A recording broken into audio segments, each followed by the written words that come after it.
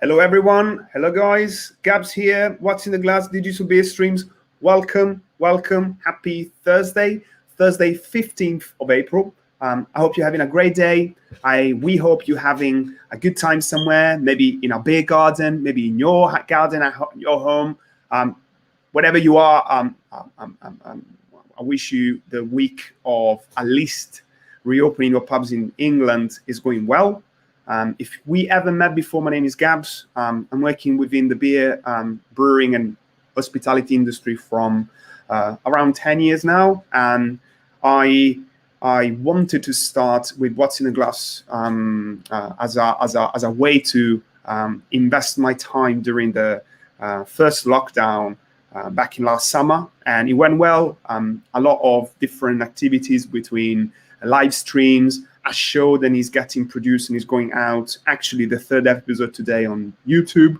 So a bit of things. And the main reason is because I believe that working for this industry and working for the brewing or the beer or the hospitality industry is a passion, is a full-time commitment. The main reason because we are we need to make sure our voices are heard, and as individuals, but also as groups. And I don't know if you've been aware of how many things happen in between 2020 and 2021. A lot of voices have been raised. A lot of people managed to create digital communities and new experiences that are benefiting a lot cities where these people are based, this community in general, and all the other, questions that probably never been asked before started to be asked. And this is brilliant. This is very, very important. So yes, it's a lot about the liquid, and yes, it's a lot about tasting and smelling and producing all of this fantastic liquid. But sometimes you really need to stop and understand a bit more about who's behind and who's working to make sure that we're having safe, healthy environments where to work, and most especially where to thrive. So if you are curious like I am about communication within the industry, you couldn't really ignore the massive impact that Burum Collective had for this industry. From a couple of months, I managed to see through publications and websites of friends and other people within this industry, people that I respect a lot.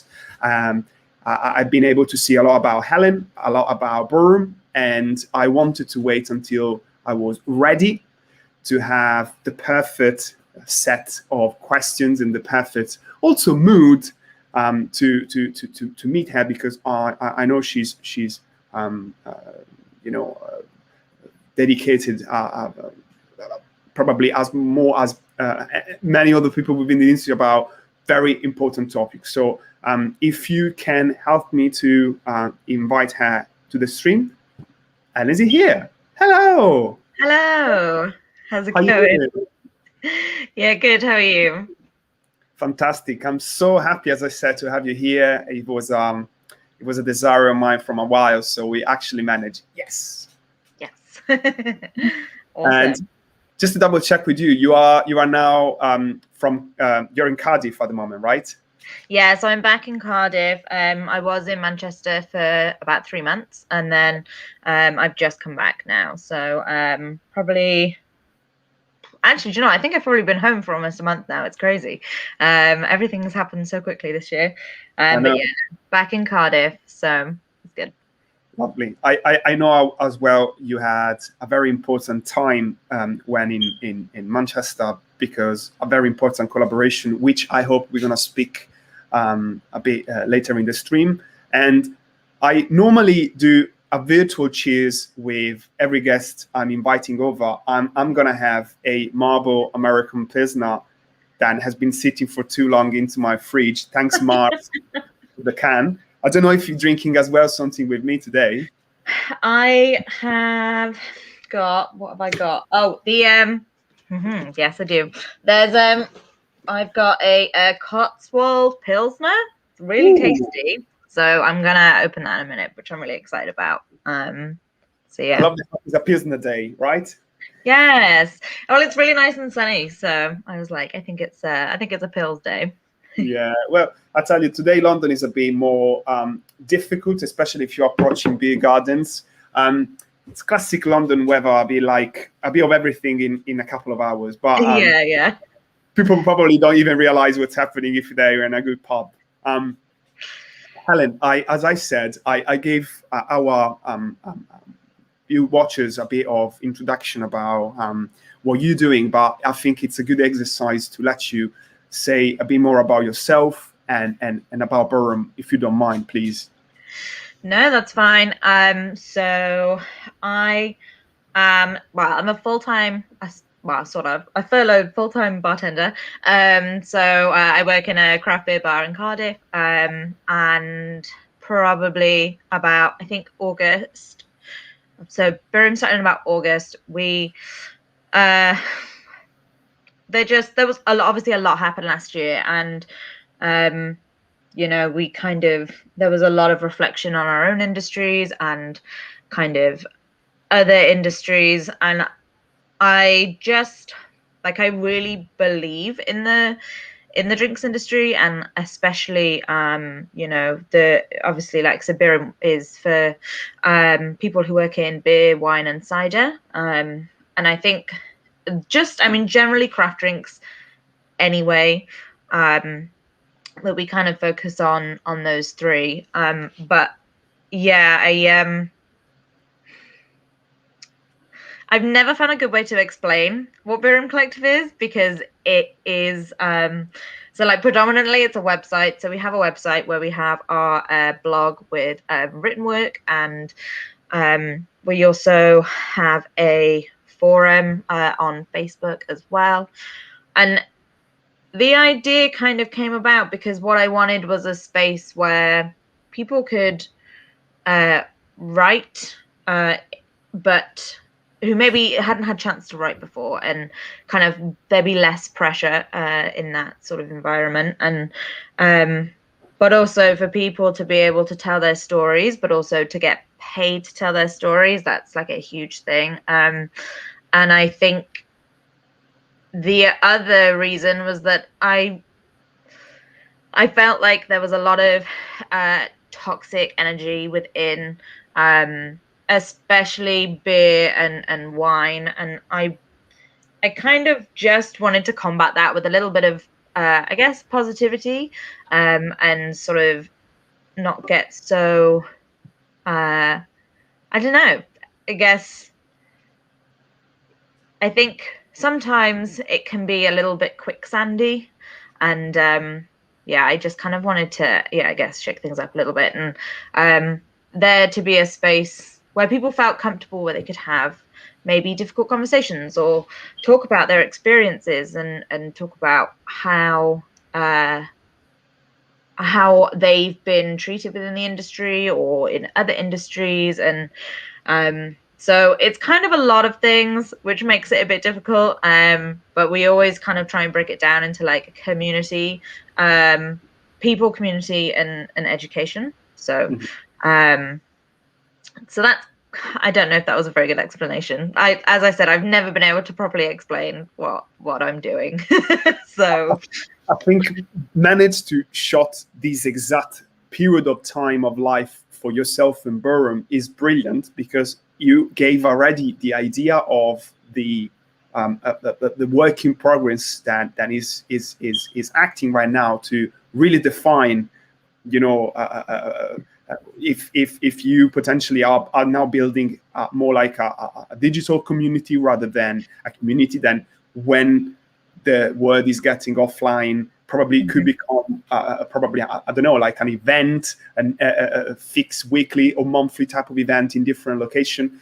Plus you do have the blog and you have the forum, like the community digitally already. So potentially it's really endless. You have no limits. Yeah. And it's exciting. I sat down, I was in a meeting with someone earlier, and I was kind of talking about the different, sorry, there she is. I was like, my cat is definitely about to jump on me.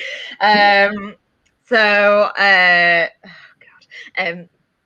I was talking about, I guess, the kind of timeline in which that we're working on at the moment. And we've gone from, you know, our first goal was to get the blog up and running and to make sure that we had the money for at least one writer a month. And we've thankfully been able to do that with our Patreon. So originally, when we first started it, it was so me and two friends, basically just volunteered and did all the kind of writing and stuff first. Just to get things off the ground. And then thankfully, yeah, we managed to do that by like December of last year. And then the next sort of phase that we're in at the moment is our education. So we're working, what we want is to be able to give a syllabus of like free educational pieces of the basics of beer, wine, and cider.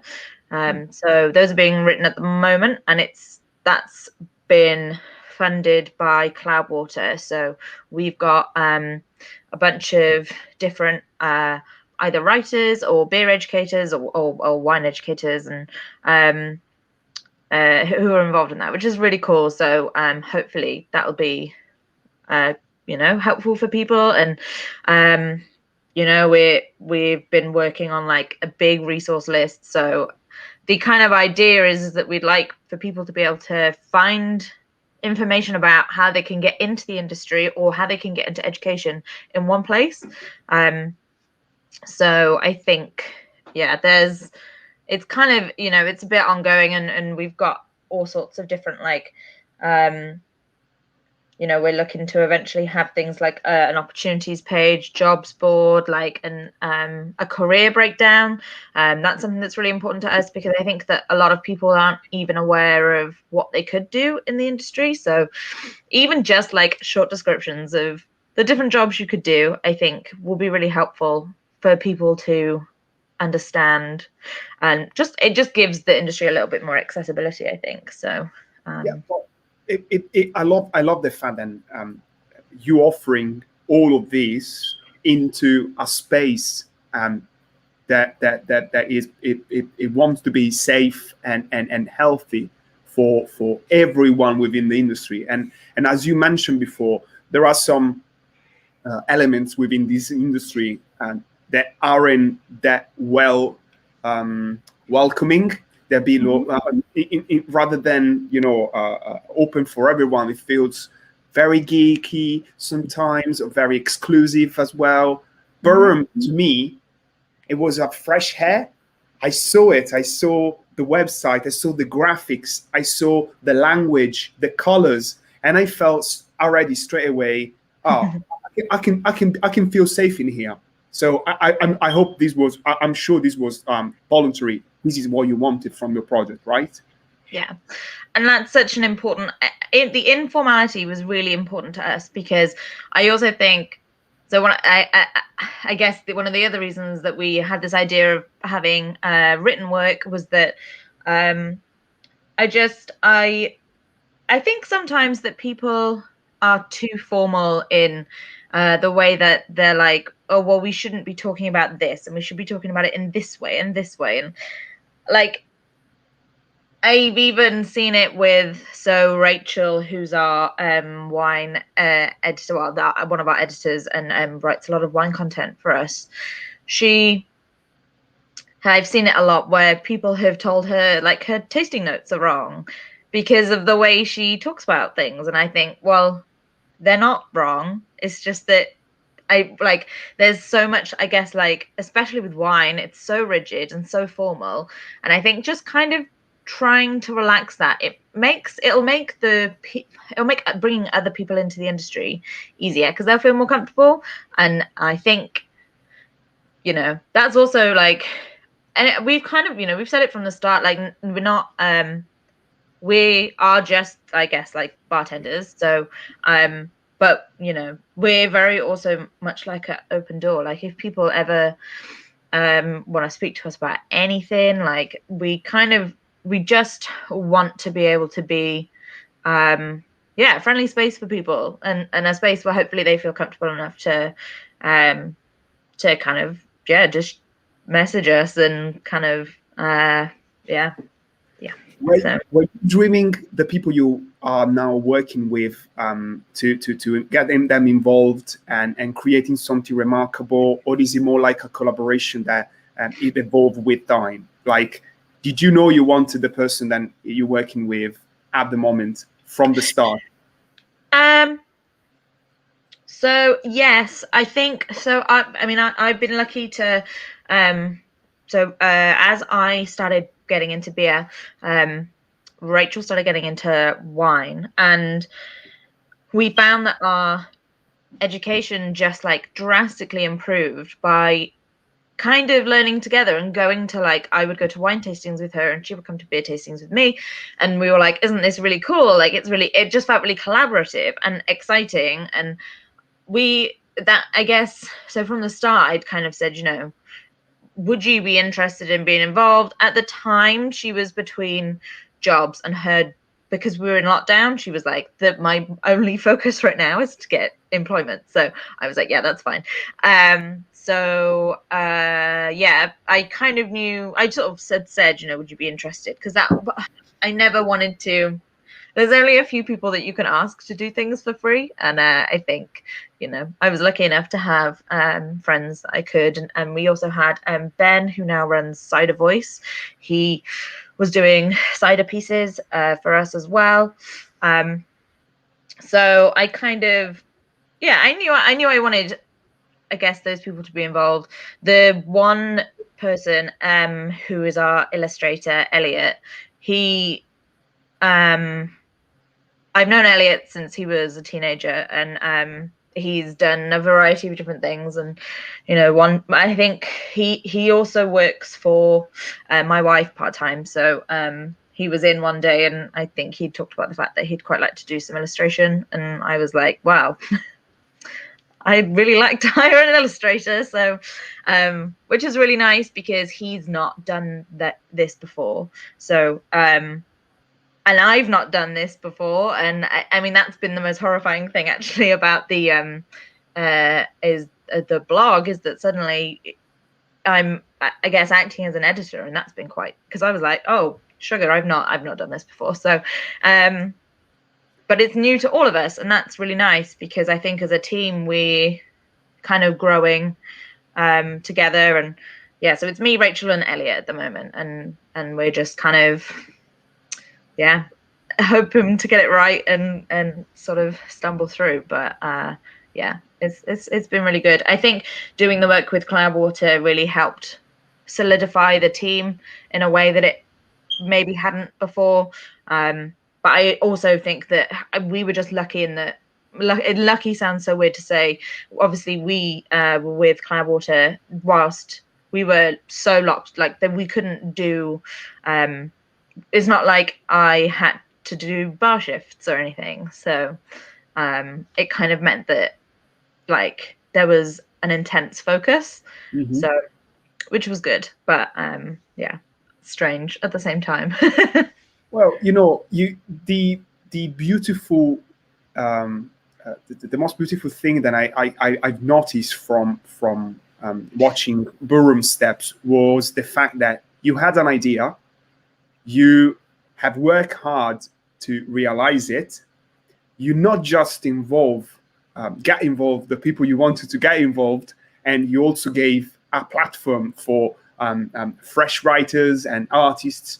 But you also managed to see now the next phase of it. You release a beer with your name on it. I mean, that is the most exciting stuff. I mean, it's gonna be a cider after. It's gonna be a wine after. I mean, that is brilliant, and is just an act of persistency, and it shows all of us within this industry that you can do things. You can make a community, whatever sort of community you wish of. Of course, hopefully it's going to be positive and making great things, but you show the way, right? Yeah. And I think it was such a bizarre set of events. I mean, I kind of thought about that I wanted to do it, and one day we don't have like a dining room table, so me and my wife were sat at our coffee table, like sat on the floor eating dinner. And I was like, I kind of tried to tell her what I wanted to do, and I was like, do you think this is going to work? But she was like, yeah, I think I'd look at that. And I was like, okay, cool, right. But I think it was all about timing. I think it was just the right time. I wanted to do something, and I guess just put that energy into kind of building it. The reception that we've had has been like really amazing, and I'm really pleased that I guess people have taken to it in the way that we have. I mean, it has just been a bit bonkers, to be honest. Yeah, pretty surreal. The beer was that was really cool. Hoping to have more collabs in the future, which would be really cool as well. But yeah, I just feel I'm not very good at I think that I just feel very lucky, and I'm just really pleased, and I hope that the Burum is producing something that is helpful for other people. Like that's kind of always been the goal. So if we're not doing that, then people should tell us. Like that's something I'm always like, we just want to make sure we're it's all about just trying to make our industry a little bit better. So that's kind of the most important thing. Interesting that you just touch this, because I would love to know what you exactly mean with better for the people outside the industry, better for the people already inside the industry. Just a bit of understanding of that would be very, very helpful in here. Yeah. So yeah, we've talked about it before that we're kind of aiming for a sort of healthier and safer and more kind of equitable environment within the drinks industry. And I mean what we mean by that is quite literally those words, but I think we basically it's for people inside the industry and outside the industry. We kind of want we want people of like marginalized backgrounds to feel like they have a place within the drinks industry, and that they can have a career in the drinks industry that is going to be fulfilling, and that they and the safety element is always about, most of the time, hospitality. We end up tending to talk about that quite a lot. Like, I mean, obviously people want to be safe everywhere, but I think that there can sometimes be they're not always the safest spaces for women and for people of color, and I think that is something that's really important to us as well, a sort of focus on hospitality in that respect. And healthier, I mean, it's really important that people are being treated in a way that is healthy for them. And I think that something that can happen quite a lot within the drinks industry, especially with smaller businesses, is this kind of it can be a bit manipulative, and there can be kind of you'll end up working all hours of the day and being absolutely knackered because, well, who else is going to do it? And like, you're part of a family, and you're kind of you're and you obviously want the business to do well and to succeed, but like sometimes people take advantage of that. And I think creating a space where people can talk about bad working practices and the environments that their employers are putting them in, I think is really important. So 8 years ago, when I moved to London, I found a very different hospitality. It was different in many, many different ways. I never been witness of anything like that in terms of the biggest number of people that were in bars. They were all looking the same.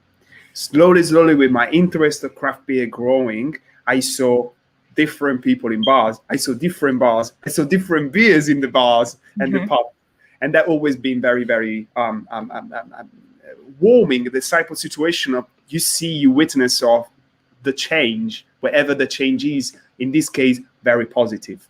And some people don't realize how much time us beer people, industry people, cider people, wine people are spending on social media, and how much we will, how much energy we put on creating also a safe environment there. My question to you is, do you find social media and the use of social media and creating a community around social media helpful, easier, or there are some difficulties, there are some challenges in there as well? Yeah, I mean, I think with everything, there are positives and negatives. The most amazing thing for us doing this was that it meant that for people who maybe, what I wanted was to be able to reach out to people who maybe didn't have a super diverse community at home, or like, you know, maybe they work in beer and but where they are is like a tiny town, and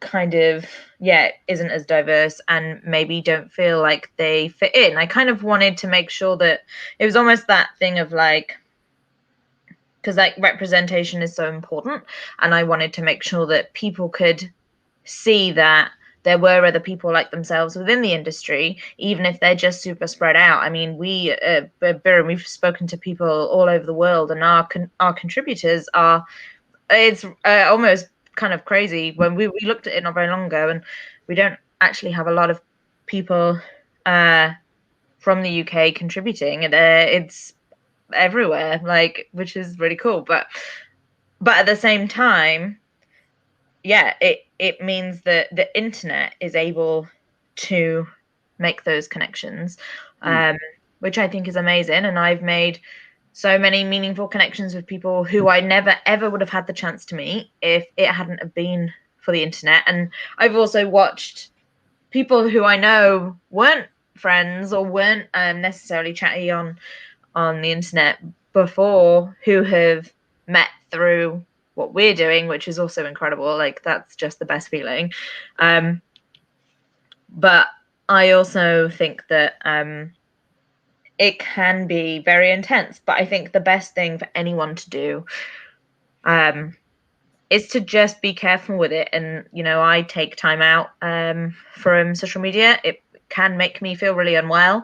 I think it can make a lot of people feel unwell, especially if you've already got maybe underlying like mental health issues. It's quite all consuming, and it can be a really intense environment. But I think as long as people just remember that it's like fine for you to take time out, like no one's gonna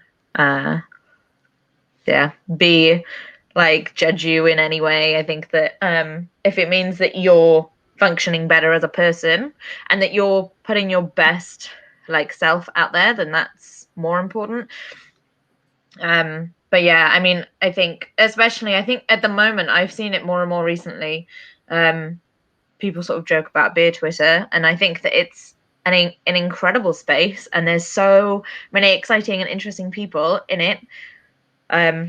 But there's a kind of, and I think it is because of the pandemic, there's this kind of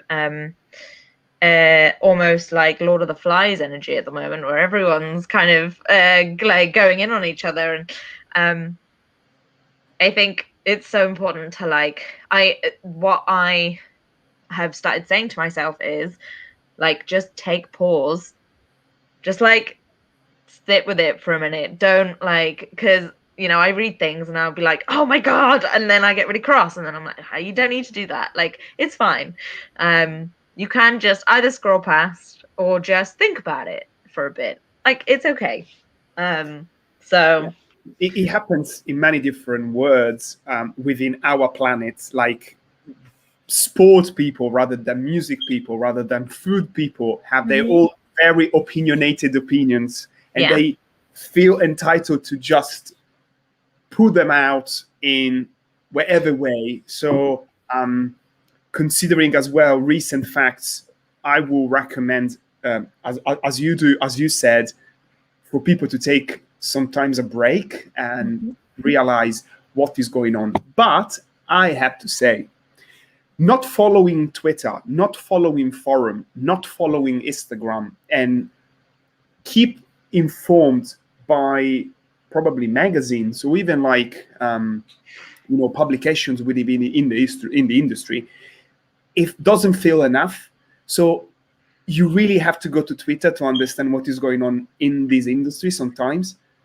And I think this is part of the problem. I mean, so mainstream, especially drinks media, is also incredibly kind of not diverse and not super inclusive, and is afraid, I think, to talk about that. This is, I think, what a lot of it comes down to, is that people are afraid to start talking about these issues, because I think there's a realization there, like, oh, if I start talking about these things, I'm going to have to keep talking about these things. And I think people don't want to do that. And I also think sometimes people worry about, maybe saying something controversial. And that's, I guess, it's easier for people, I think, to maybe kick off about, I don't know, grapes and stuff, instead of maybe talking about some of the more important issues within the industry to do with people, which I think is and should always be at the root of all industry. But unfortunately, that's not always how it works. But I do think social media is an incredible tool, and it brings like so much joy, but you just have to be careful with it. And, if you read something, don't always assume that it's true. You can maybe have a little think, have a research, speak to some people. I don't know. But yeah, I think that is, again, one of the other many reasons why I guess Burum came about, was because of the fact that the way that mainstream drinks media is. And I kind of wanted to start filling the gaps and creating a platform for people to tell those stories. So, but it was hugely important for me that, and it should be important for all publications, that they don't take the story from someone else. It has to be those people telling those stories. My friend Tony Boyce, who runs Black and Soul, who are a group for beer, and they for Black LGBTQ people in beer. And Tony wrote a piece not that long ago. God, it must have been about a year ago now, called "Pass the Mic," and it was quite literally talking about don't, it's like the diversity panels that we see, or at events and things, and it's just kind of all white men talking about, that doesn't work. That's not going to be helpful to anyone. It's really important that it was really important for me that people were that we were able to hire people to talk about the things that they wanted to talk about, and not be the ones talking about it for them, because I think that is it's just not appropriate. So and as much as I know that sometimes people are well-meaning with that kind of thing, because they're like, oh well, I have to tell this story, I think sometimes it's there are other ways to go about things, if that makes sense. Yep. Yesterday, we tried to connect with Ruvani, who runs the South Asian Beer Club from Austin, Texas. Unfortunately, the internet wasn't kind with us, so we had to reschedule for next week. But that is a perfect example of how much creating a community around a culture, a liquid, a topic, if you prefer, really make people that are maybe not feeling ready yet to be passionate about something to do are coming out and just saying, look, I'm entitled to like this thing. I'm entitled to go to places where I can enjoy these things. Yeah.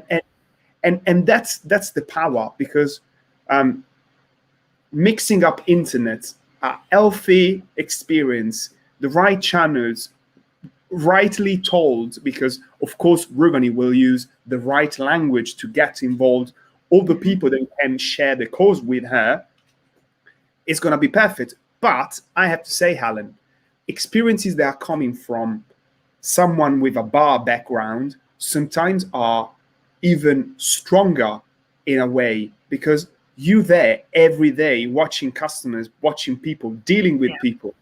Did you have overall good experiences, or there were sometimes occasions and episodes which you remember quite well and you'd be like, I don't want to deal with this? Yeah, and I think that is something that is really common in hospitality, and I think that like the thing is that you'll never be able to stop people from doing or saying things that are inappropriate or offensive, especially when there's drink involved. Yeah, I mean, I could tell you, I've not worked in the bar. That I have worked in the it would have been 2 years, and then I guess 2 years and 4 months, and then the rest of it has been furlough. So, I think there's been a multitude of incidents, but I'm very lucky in that my management and the other bartenders around me are very receptive. So if people are to say, hey, we shouldn't, like, I'm not happy with this makes me uncomfortable, or kind of talking about maybe someone says something and you're like, oh, actually we don't say that anymore, it's kind of offensive, like, and there's no kind of like pushback on that. People are just so kind of like, okay, cool. Like I'm really lucky in that the bar that I work in has a really positive like atmosphere and reaction towards that. And it wasn't until I started talking to people at other bars where I realized that you could be like verbally or physically harassed by a customer and then nothing gets dealt with, and nothing happens. There's no like kind of, for some people it just, that is the job. And that was like, yeah, like that, I just think it's awful. And that is kind of why, even though like, yeah, I don't have as many problems in terms of my my team, because everyone responds to it so well, but not everyone has that. And I think that's the most important thing is, as I said, you can't stop it, but it's about how we react to those environments and situations and how we support people who are maybe suffering some form of like racial or homophobic abuse or like sexism. And I think it's kind of more about how it's dealt with as opposed to how can we stop it. And what support systems are in place.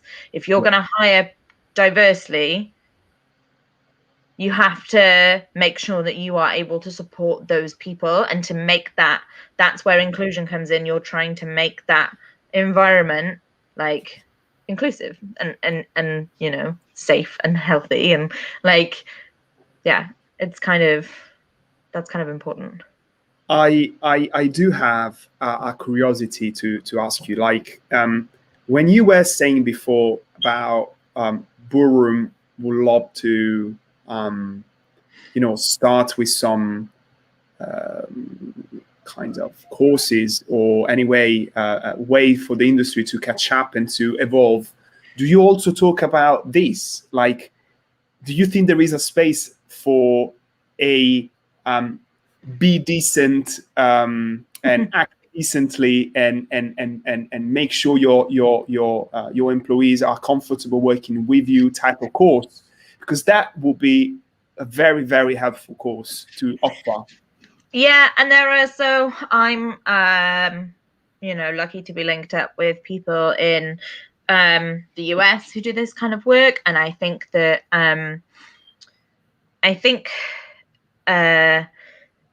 that it's something that we would love to be able to do, and it's definitely something that we've thought about and talked about, but it's also something that we at this point, like, we're, I don't know, not, I guess, qualified to kind of take that sort of session, but those people, like, I'm doing more and more work with people, and I'm learning all the time, and yeah, I mean, that it would be something that would be incredible. But I also kind of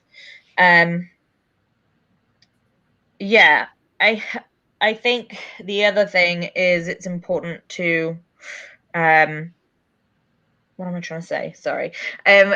So yeah, it is something that definitely that we are that we have talked about and are interested in doing. But again, as I said, at the moment, I think that yeah, it wouldn't be for a while. Yeah, just because as well, I mean, we don't have like a super, like, huge amount of funding, so we're kind of just like still we do this part-time in terms of as a bit of a full-time job, but obviously our real full-time jobs kick in about, I think, a week's time. So and I remember last August to December, when we were doing our job full-time and this full-time, I mean, that was intense. So hopefully maybe in the future, because there, as I said, there's so much that we want to do, and but I think at the moment it's just a case of having time. So you do have friends in London. You do have a lot of contacts. If you're ever gonna start to do something like that, this is a good place to be in touch with, because there are Friday nights where some people don't want to be in that bar in that time slot dealing with some stuff. And we do have a question from Stephen Day, and if you're happy to reply to this, and then I'm gonna let you say a bit more about how we can support Burum, and then we close it. But please, this comment is interesting. What do you think? Sure. So at our bar, we're very much like, we are zero tolerance in that, we'll I'm more than happy to, like, we'll call people out for things, and I think that is important, and it doesn't have to be overtly an intense kind of way. It generally kind of tends to be a bit of like, come on, like, don't use language like that, like, that's not okay. And then it will, like, it can end in removal depending on the reaction to it, because sometimes people have said things and then suddenly they look embarrassed because they're suddenly aware of, they're like, oh yeah, that's not actually funny. And I'm also aware that I say stupid stuff all the time, like, sometimes it, like, and so it's kind of like an interesting thing of trying to make sure that you make a comfortable space for other people, because you don't want other people to be hearing other people using negative language and racist language and slurs. Like, you don't want that, because then they won't feel safe, and that's so important to make those people feel safe. But at the same time, I guess, it's kind of it's a tricky balance. But I mean, I think that having a sort of zero tolerance policy is really important, because I think it just lets people know, and then we can't, like, this is I remember last year there was the big message coming from the Black Lives Matter movement was, it's not about not being racist, it's about being, like, anti-racist. Like, you have to be actively anti-racist, because otherwise it's just going to keep going. It's just an ongoing, perpetual thing. And I think Yeah. And I have to say, as I mentioned before, when we were in live to you, I spent the last 12 months to educate myself to find the right way to deal with people and situations. Most of the time, I'm putting myself out because I'm not ready. I don't know. I haven't got the instruments to deal with that situation, especially if it's a situation where I never found myself before. So I'm learning and I'm getting the lessons. And Stephen say thank you. So hopefully, this is good to hear.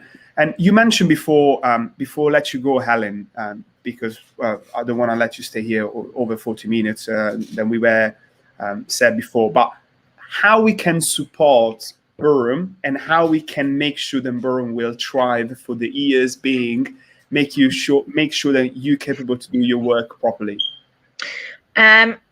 Well, the as much as I hate asking people for money, the best way that people can support us is through our Patreon. We have subscriptions from like £1, so it doesn't need to be a big subscription. So that's a monthly payment, and it's patreon.com/Burum Collective, which is probably the best way. Like, unfortunately, it is a case of, as I said, we are full-time bartenders, so it's not which already isn't a super high paying gig. So we and then and then any other ways is, we've got Twitter, we've got Instagram, and check out our work as well on our website. Everything is under Burum Collective. So yeah. I'll be the one that is watching whatever you do, because as I said, I felt very, very comfortable for the first time I crossed Burum path, and I'm really, really excited to see your next move, because we need it. We need the experiences like Burum. And Helen, I'm very thankful that you wanted to share your experience and your opinions with us today. I hope people watch it live and have fun. They're gonna watch it again and after it. And I can't just not wishing you a fantastic weekend, and hopefully I'm gonna come to see you soon. I never visited Wales before, so I really want to. I know. And to add to my list of many things we're trying to do, we just trying to be loud about Wales, and the Welsh drinks industry is so important to us. That's so I'm hoping that's been actually really nice. So many people have said, I can't wait to come to Cardiff and come to Wales, and it's great. We've got cider making, we've got vineyards, we've got beer. Yeah. It's funny because there was a time in my life where most of my raver friends were telling me, we're going to go all the weekend down in Wales. And I was just like, I have to work. I can't really do this. But then I missed my occasion. But now, which I'm in a safer and healthier community and industry, I'm sure I'm going to have a chance very soon. Helen, thank you very much, and good luck with all of your projects. Thank you. Amazing. Thank you so much. My pleasure. I'm going to see you around. And if anyone is fancy to watch a 30 minutes episode of Turning the Tide, which is a show about pubs, just jump on YouTube. You're going to see in YouTube Premiere in, I don't know, 10 minutes? Yeah, something like that. Yeah. Thank you very much again. Thank you. Cheers.